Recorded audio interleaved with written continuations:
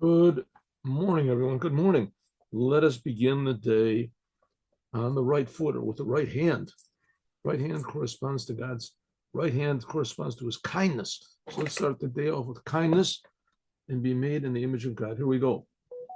Coin, hand, right hand, charity box, this way, charity box, and let us put the money into the charity box. And then regularly, like at the end of the month, I empty it out and give it to people that need it. Here we go. Good. Charity box. Now let us also praise the creator of the universe. Creator of the universe. Psalm 118, right in the beginning, or Psalm 136, first line. Hodu laHashem ki tov ki lo the praise it to the God. He is good, and forever is his kindness. And also, forever is his kindness means it's constant. Forever means it's constant. His kindness is with us constantly. It means it's eternally good, but it also means eternal. And also the word la'olam means that it's physical, into the physical world. That's the big problem, my friends. We'll get this in a second, but that's the big problem with idolatry. You understand? People now is the holiday of Christmas. So people worship a person and they say, this person will help me. This person is gonna do this. A person. Well, that's ingratitude. I mean, God personally is taking care of every person. God personally, directly. Ki la'olam chazdo, because to the physical world is his kindness.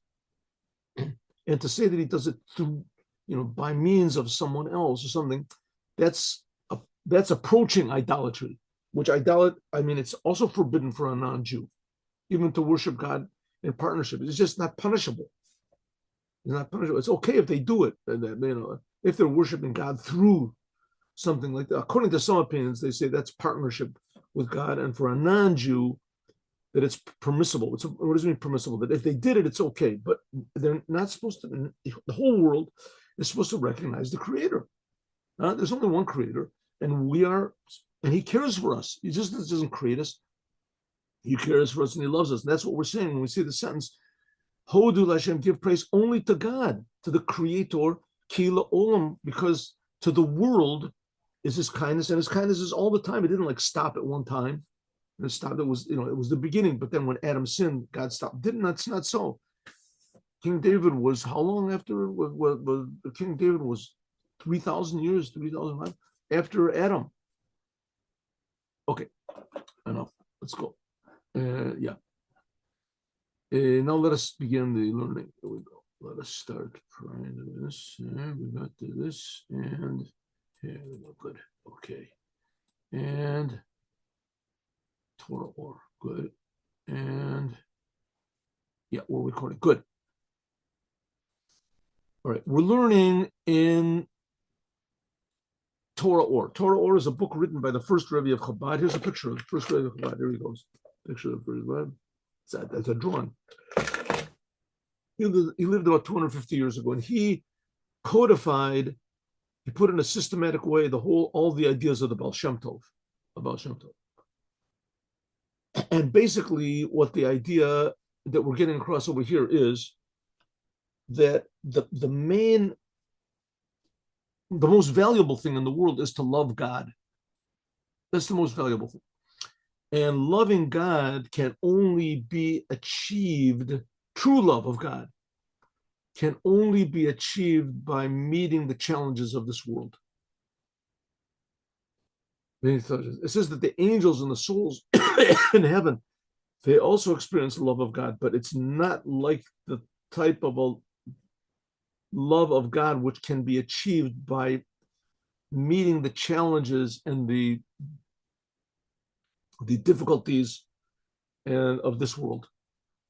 Okay, but that's not what he's stressing over here. Well, he's stressing that it says that Yosef had all the money in the world. Yosef, he saved the whole world from famine, and he had all the money in the world. So it says that he had all the money and took all the money to the house of Paro. What happened to this money? So it says that there are three treasures that are hidden. Three treasures that are hidden.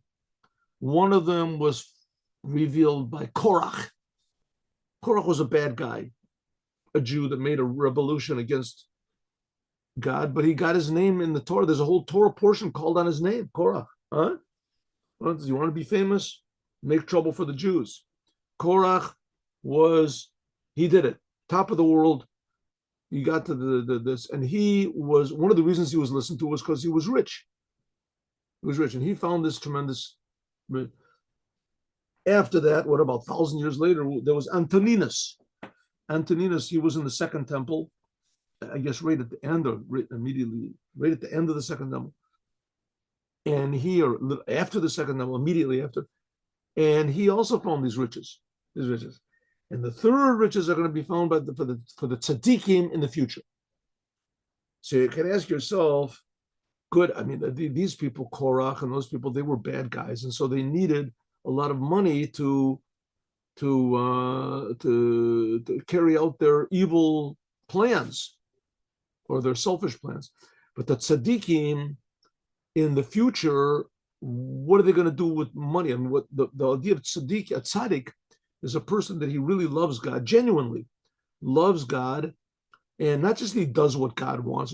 He loves God. He really appreciates and loves God. That's a thing you can't buy with money. Money can't buy me love. It's a famous song. I don't think they were talking about God, but it's what they were speaking about. I mean, in a way, that song, there was a Beatles song. There's other songs also. What is it? There's other songs. Anyway, that money is a wonderful thing, but it can't buy a humanness. Can't pay somebody to act human. Maybe you can pay someone I'm sorry. You can pay somebody to act human, but you can't pay somebody to be human. Right? Yeah, there's actors on television, on movies, they make a fortune acting human. But it could be they personally, in their personal lives, have absolutely nothing to do with their character that they play, they portray. Now they're revealing all these people. It's all the time they reveal these big movie stars that they were, they had secret dens under their houses, dungeons, who knows what they have, right?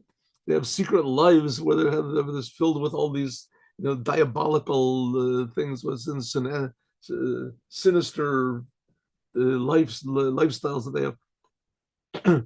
So to actually be, you can't buy with money. So what is the idea that all the tzaddikim are going to get all the money in the future? That's what they want. So the Rebbe says, no, money is really a manifestation of love. It's the lowest manifestation possible, in a way, of love. Love means good. With money, you can buy things. You can do things with money. But, if that's really what you want, it's like if you said to somebody, he loves his mother and father. I love his father. What would you rather have? $10 million in the bank, or to have your mother and father come back and be alive again, right? Let's say they passed away, right? So a lot of people would say, let me think about it. Let me think about it. Because true love is a very, how do you say, a very, a very pure thing. And people aren't ready for such purity. People aren't ready for such purity. Money, on the other hand, that's, you don't have to be so pure to have money. Okay, so the Rebbe says there's two types of love. And we're going to get to the third type. There's two types of love. And that was hidden by Yosef. True, he had all the money in the world, but he had the source of the money. What is the source of money? Money is good. Money is a good thing. You can do wonderful things with money that if you don't have money, you can't do. You can heal people. You can feed people. You can provide for people. You can shelter people. You can educate people. You have money. It's one wonderful thing. You can also do bad things also with money, but nevertheless, money essentially is a good thing. So what is the source of this money? What is the source of this good? It's a spiritual source. It's a spiritual source. And it says that eventually that money is called kesef in Hebrew, kesef, and kesef means desire, kisufim. That's what love is. When you love something, you really desire it. You really want it.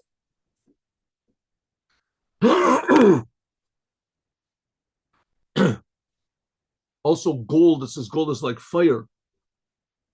Gold is yellow, right? It's a golden color. It's like it's like fire. It's like two different types of love. So it says that there's two different types of love, like something like silver and like gold. It says the one type of love is loving God. One type of loving God is thinking, contemplating. I'm just going over what we learned yesterday. Thinking, contemplating God. Now you have to remember that this book is written ostensibly for Jews, because that's what we're going to see why in a second. We talked about it yesterday. One type of love which everybody can achieve, and that is thinking. You start to think about God. Think, what is God? Is there, let's take our example, is there really a source for money that's more valuable than money? Right? Is there a source for money that's more valuable than money? Right? If you go into the bank and you say, listen, I don't have money, I don't have any money, but I do have the source of money. And I would like to say, you're nuts. They say, you're crazy. Get this guy out of there's a right. People on the line will say, would you just take care of business, and we've got business to do. What is worth the source of money? But the fact is, there is a source for money. And true, it might not buy you a sandwich. It might not buy you a sandwich. But on the other hand, if you're attached to the source of money, then that might make you a vessel that money will come to you in an honest way, an honest businessman. Why? Because he loves God. He feels a love for God. How can you feel a love for God? Think. Does God really exist? Is there really such a thing? God, according to Judaism, according to Hasidut, God is creating me. Do I really feel God is creating me? Think about it. If God is creating me, what does that mean? What does it mean that he's creating me? Just only creating me? There's no one's creating the whole world. I don't. God is then who's creating God? He says no. God is not a creation. God is the creator. God creates time. God creates reality. God creates existence. God creates all being, and God decided this is the way He wants it to be. That you should. When you start thinking about this a little bit, you start looking in the books here, Ezekiel and Isaiah. They saw angels. There's really such a thing as angels. Angels really exist. What could it possibly be? Those are beings that everybody else in the world calls God, and they're just creations. You start to think about this more and more, how infinite God must be, how real God must be, how infinitely good God is. You start thinking about that, you come to love God.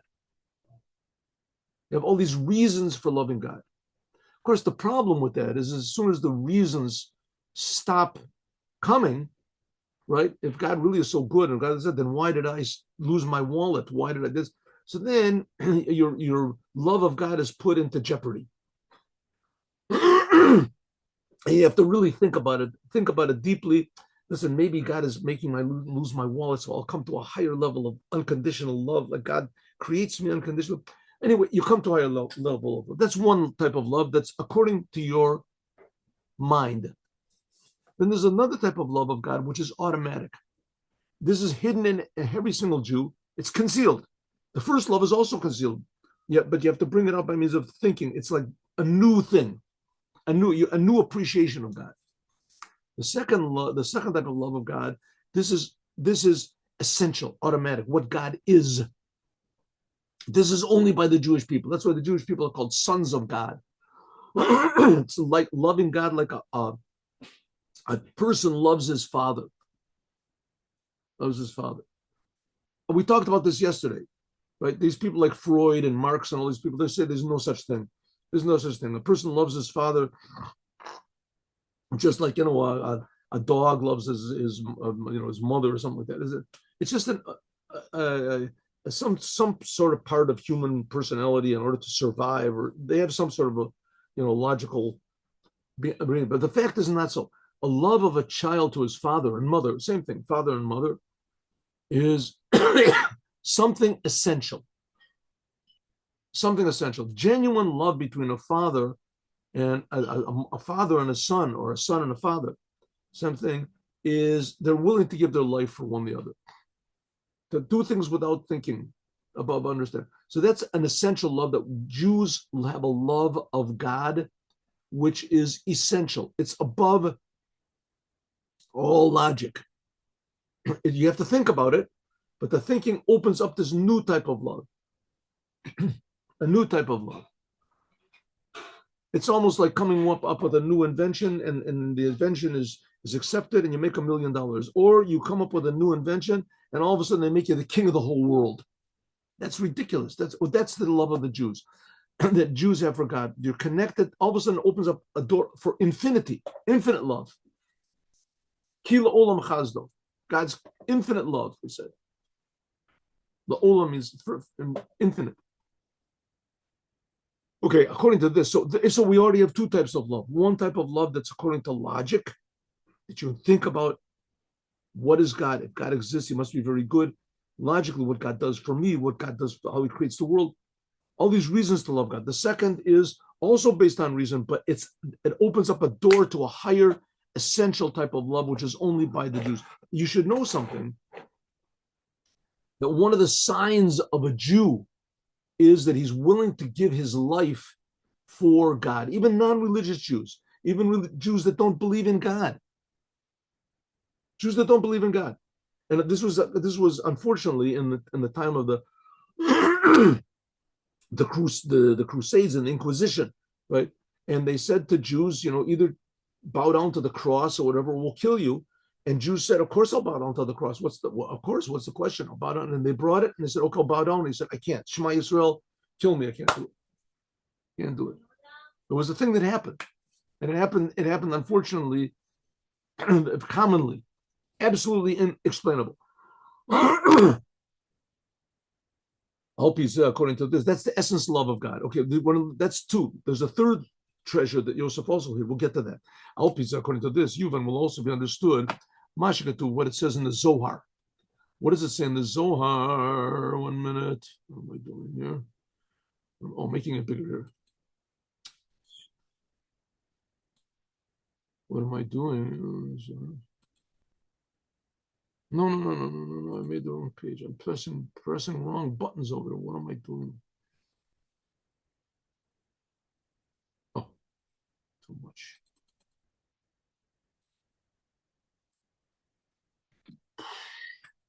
Okay, according to this, we can also understand what it says in the Zohar and Truma. It says, Hi, or Zerua. There is a light of love of God, which is planted in the ground. Zerua is planted in the upper ground, in heaven, it says. Zerua lekodesh baruch Hu, God planted this light, this awareness of God's goodness, of his love for us is planted. This is in Aramaic. Hi, or Zerua, this light of God, this level of reality, of godliness, which is revealed in the hearts of every Jew, is Kodesh Baruch Hu Zorealo. God planted it, begins to Eden, in Gan Eden, in heaven. Al Yadei, by means of the high tzaddik, by means of these Jews which are called tzaddik, the Iu Gananag the Gansa, they are the gardeners of the garden. V'nafadalahai or, and they plant this light of godliness, v'zeroale, and it is a, what is it called? And it grows up plants of truth. Ubagaluto, but in the time of exile, gansa lo al begin, in this garden, they was not allowed the gardeners, the tzaddikim, to go into it. And it is, we're not privy to this or, to this light. The how or, and this light of godliness, the iu zarua, which is planted constantly, avid, even the meaning, it makes all sorts of, trees and different types of growth, umigrame, automatically. The azdara kanisa, so that it should be planted, replanted like it was in the beginning. Okay, let's what's going on. What is it? That's what it says in the Zohar. Pirish, what does it mean? Ginsa, this garden, this is what we call hamshachas hakava v'chut mimalchut ein sof shehu reshi takav ad siumo. That this is called ginsa. This is called the garden. Shehu bechinet malchut, which is malchut. Did you understand that? Probably not. What does it mean? Let's take this little by little.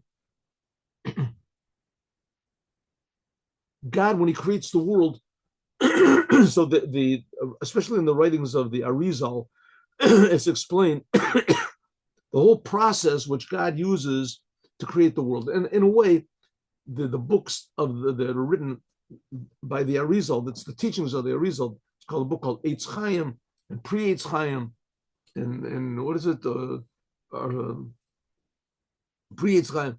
Anyway, these books, there's what's called the Shmona Sharim, the 8 gates.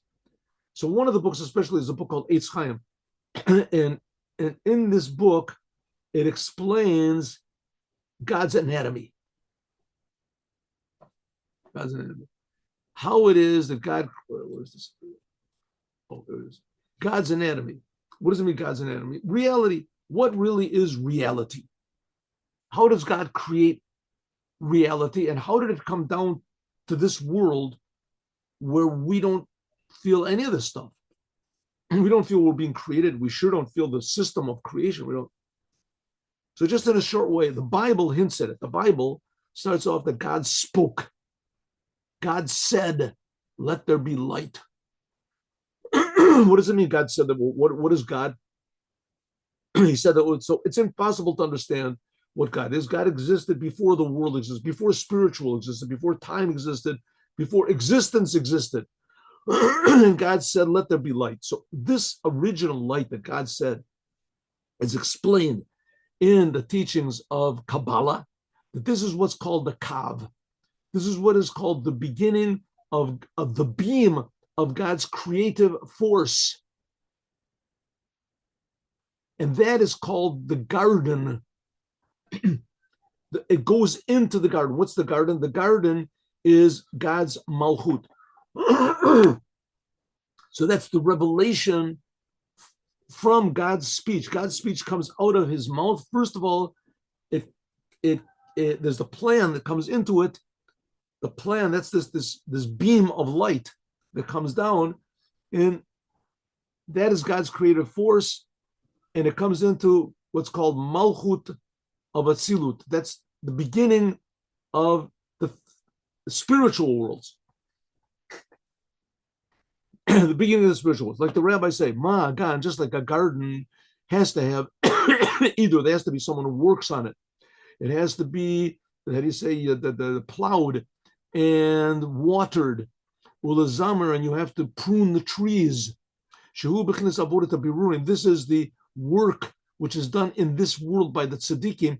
Also, the physical world, just like the physical world, has 2 types of growth. One type of growth are plants that are planted every year, right? Grains and things like that. And the other one is, if you go into jungles and places like that, that's called svichim. Those are plants that grow up automatically. Shalom Israel, that they're not planted now at all, but they were planted from before or from seeds that fell earlier. And that's called Safichi Da'ara. That's called automatic growth of the ground. The Makaimi are that they hold the ground together. She'ikar kiyum or it's that the main existence of the earth is by means of these growths that grow up on their own. As soon as there's no growths that grow up on their own, then it's a sign that the land is, what do they call it, arid, and it becomes a desert. So it is found in the upper worlds. This is called Ginsa. In the spiritual worlds, it's called the garden, God's garden. There's 2 types of spiritual growths. One is grown by means of the tzaddikim, the work that we do in this world. That's called Or Zerua, that we plant by means of our good deeds and our turning from bad, that prunes the trees and takes up the weeds and things like that. And then there's types of growth in the heavens that grow on their own. They were already planted there. These, even though that they're not, even though it's nothing new, it just grows from what was already there. Nevertheless, there's a big advantage to the automatic growth that grows wild. Why? Because its source is much higher. And this is like this concealed love, which comes to reveal automatically. She'eno hitavut chadash. It is not a new thing.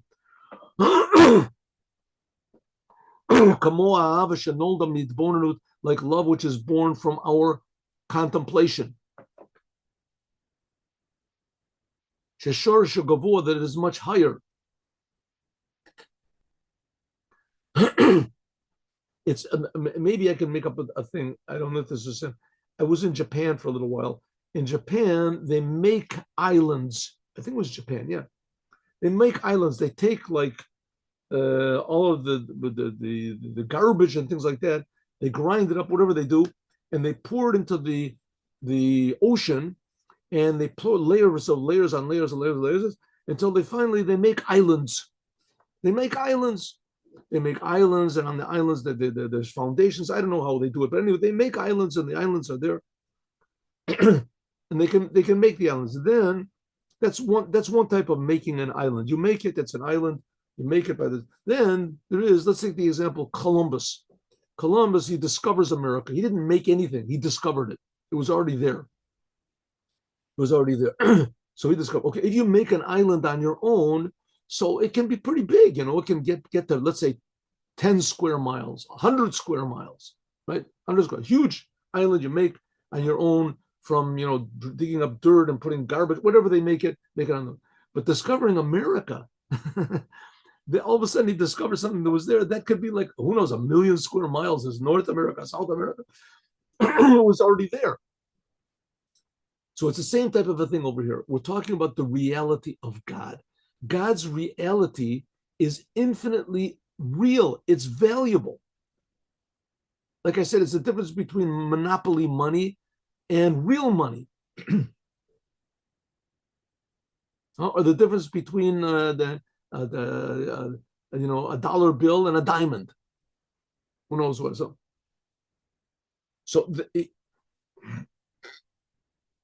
Here we have in this world, as soon as a person starts to realize what God is and how real God is and how much God loves us, then that person comes to a love of God. That's like making an island. That's like artificial. You created it yourself. You come to appreciate, you come to see, you come to feel. It's a thing that you can do on your own. That's a type of a love which is considered like, it's like the how to say, like the farmer or the gardener. He works in the garden and he plants the things, he makes something new. But then there's a whole different type of plant, a whole type of different garden. And that's let's say you take a person to the Amazon jungle. The Amazon jungle, so there's like, I'm not a geographer. Let's take, say, 1 million square miles. I don't know if it's that many, but 1 million square miles of just wild growth, and there's some beautiful flowers, and there's plants, and there's fruits, and there's things you could never grow on your own. You could never grow on your own. It's just impossible. Impossible. So that is the difference over. That's a different type of love, and that love is revealed only to the Jewish people. That's the infinite love that God has for the Jewish people. Not that he doesn't love everybody, he creates everybody from love. But the love that is created in the creation is nothing like the love of the Creator himself. The Creator is infinite. The creation is just created. God created. He creates it constantly. So coming to appreciate God because of anything in the creation, even spiritual aspects of the creation, that's this lower type of love. That's like the love which is made by the gardener. And the upper type of love, that's, so to speak, God himself, that's automatic. It says, migrame, that type of love grows out automatically. Migrame, as it's always planted there and it always grows. That's this love which was already there. And that is this love of what King David said, Or Zerua. This is the light of God which is planted in heaven. Shenizra, it was there for the godly soul of the Jewish people.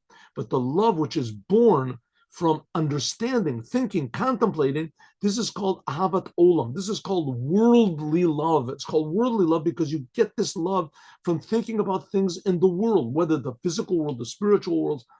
This is like planting something now. The Kol Zuriot Ahava, and these different types of love, everything is from the level of Yosef. Yosef, he is called the gardener of the garden. And he was the one who opened up this treasure house of love. That's the three the treasures. When Yalkod Yosef, that's what it means that Yosef gathered up all the money together. That this is God, he gathered up the love of God. Shekulam nimshachim. He realized the reality of God. People could feel it. This is the Yosef HID. That's Yosef. That's the level of Or Kadmon. That's this primal light which was there, the primal reality, which is the essence of God, which of course is always there. And if this is hidden for the tzaddikim, who is this tzaddikim? This was drawn down by Yosef, who is called Tzaddik Elyon, is called the upper tzaddik. Upper tzaddik. Now, just you have to remember something over here. How did Yosef get this, right? So Yosef, first of all, he was a special person. Yosef was a different person. He was different than everybody else. How did this happen over here? 1 minute. What's this? There we go. So Yosef was a different type of a person. He was different than everybody else. It says his brothers didn't recognize him because his brothers all had to be shepherds in order that they should be holy people. And Yosef, he was in the middle of the worst, most decadent, twisted place in the world, Egypt. Egypt was like fun land. You know, everybody did whatever they wanted to, with whoever they wanted to, when they wanted to, how they wanted. Everything went in Egypt, and they were successful. And Yosef succeeded in subduing, and even what do you call it, subliminating? no, this is the better word to it. Anyway, to actually transform this energy, this licentious energy of Egypt to do good things. Yosef revealed in this physical world, he drew down these both types of love to the Jewish people. That's what it means. That's what it means that he brought all the money to the house of Paro. This is Paro is the aspect of God's kingship. That's called the garden and the revealed worlds. This Paro means to be revealed. Yosef brought this into the house of Paro. That's the place where God is revealed into the Jewish. The word Paro means to be revealed. Priya. He brought this down to the Jewish people. So Yosef, he brought the work of Jacob into the world. That's the whole idea of the three hidden treasures that Yosef hid. It's known, like in the writings of the Arizal, that God's love, Chesed, this God's love, is divided into three levels. Namely, the upper third, this is the concealed aspect of God, which is hidden. And the other two are revealed. So in other words, there's two types of God's love, which can be revealed even now. One can be revealed to everybody by thinking about God, thinking about how close God is and how infinite God is and how much God loves us. The other one is only for the Jews, but it's there now. That's the godly soul. That's the two types of love. That's the two types of treasure, which can be revealed now. And the third one, namely, that's the two types of treasures which can be revealed now. But the third one, Shehu, which is the third treasure, the third treasure, Shehu Bechinas Chabad, that's the upper Chachma Bina. There's the 10 Sfirot, right? So the 10 Sfirot can be divided up into three general categories. There's the top three is Chabad. The middle is what's called Chagas, Chesed, Gevurah, Tiferet. That's emotions. And then there's the lower part. That's what's called the Netzach Hod. So there's the bottom four. So the bottom four, that's type of love which we can reveal how God is relevant to the world. And the middle one, that's how God is above the world. That's relevant to the Jews. That's the Jews. But then there's the third, the upper third. That's called pure awareness of God. Shu mechutz, this is concealed, and it will be revealed to the tzaddikim in the future. Like it says, Or Zuru l'tzaddik. That's this level of this primal light of God, which was hidden for the tzaddikim. If Adam would not have sinned, this would have been more available to us. The kol zeh, he'd mean all this Yosef was able to hide bechinas yesod, because Yosef is the aspect of being concealed. Nimshachim achasidim, that's where the kindness is revealed. Yosef, it says that Abraham corresponds to the right arm of God, Yitzchak to the left arm of God, Yaakov to the body of God, and Yosef is the place of the circumcision. Yosef is called the Yesod. So the place of the circumcision, right, it has two aspects to it.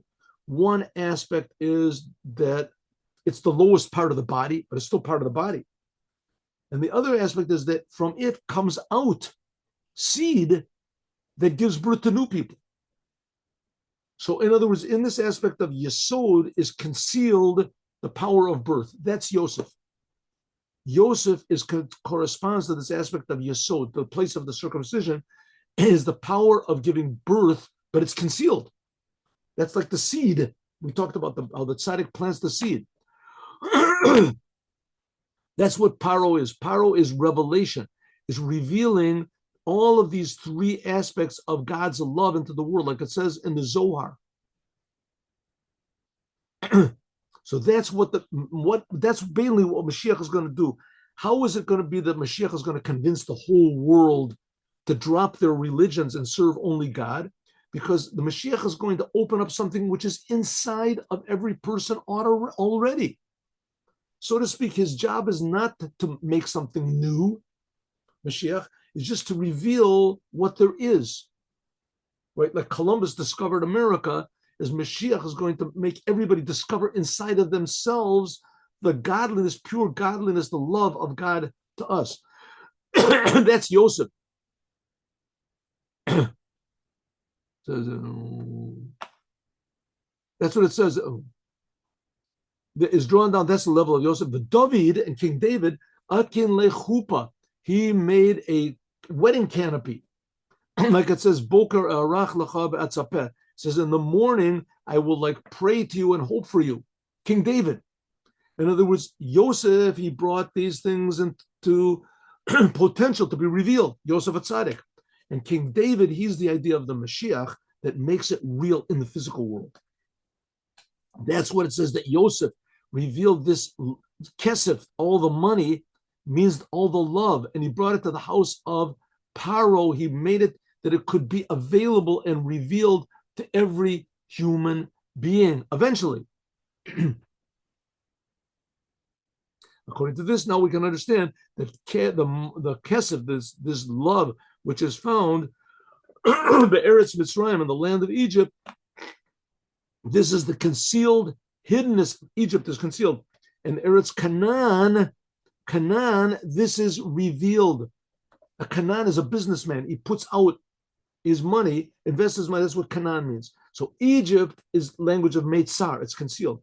And the whole thing of Yosef is to prepare the way for the Jews. First of all, Yosef prepared for the Jews to come into Egypt. Yosef brought them all into Egypt. Because of Yosef gathering all the money in the world. So all the Jews went into Egypt, and they stayed there for another 210 years until they finally got out. Going to the land of Canaan is being revealed. That's going to be through David, the Mashiach, is going to reveal this love. So that's the idea of what Yosef began. Yosef made it possible for everyone in the world to appreciate God. And not just the external aspect of God, what God does, but also to appreciate the internal aspect of God, what God is. And eventually, even the more internal than that, even the deepest essence of God, which that's only going to be revealed by Mashiach, then the whole world will simply live in a true world. We'll see why God is creating the world. Then the whole world will be healthy. It'll be eternal. Every human being will be different and meaningful. Then there's going to be real challenges, and we'll have the power to meet those challenges and reveal the highest possible love and connection there can possibly be to the creator of the universe. That's what Yosef did. That's what we're reading about in the Torah. That's how Yosef had the ability to transform all of Egypt, the most debauched country in history. And he had the ability to change them all. It says he convinced all the males to circumcise themselves. So he was the boss of the organ of procreation. That's what Yosef was. As God willing, we should not just learn about, but we should actually do it. Here we have now